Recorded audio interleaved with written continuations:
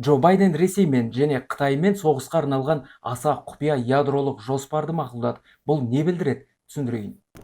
ақш президентінің мақұлдағаны жаңа құжат емес. Бұл әр 4 жыл шамасында жаңартылып отыратын құжат. Атауы ядро қолдану жөніндегі нұсқаулық. Құжатты 1940 жылдары америкалық дипломат Джордж Кеннон әзірлеген. Ол белгілі бір мемлекет бірінші болып ядро қаруын қолданса, оған қатысты да мұндай қару қолданылатынын білдіретін концепция. Бұл теория кеңестік америкалық қарым-қатынаста да 20 ғасырдың екінші жартысындағы әлемдік саясатта да қолданылған. Ал таяуда Байден мақұлдаған нұсқасына өтсек, The New York Times хабарынша, аса құпия құжат қағаз түрінде басып шығарылған және электронды нұсқада жария етілмеген. Бұрын бұл бағдарлама негізінен Кеңес одағына бағытталған болса, енді ақш-тың жаңа стратегиялық ядролық жоспары назарын Қытайға аударып отыр. Өйткені Қытай өзі ядролық арсеналын басқа мемлекеттерге қарағанда аса қарқынмен кеңейтіп жатыр. Пентагондағылар Қытай арсеналы келесі 10 жылдықта ақш-пен және Ресеймен теңеседі деп отыр. Мақалада Ресейдің де онымен жақын қарым-қатынас орнатқан Солтүстік Кореяның да ядро қаруы қоры өсетіні айтылады. Маңызды өзекті ақпараттар әшкере Телеграм арнасында сілтеме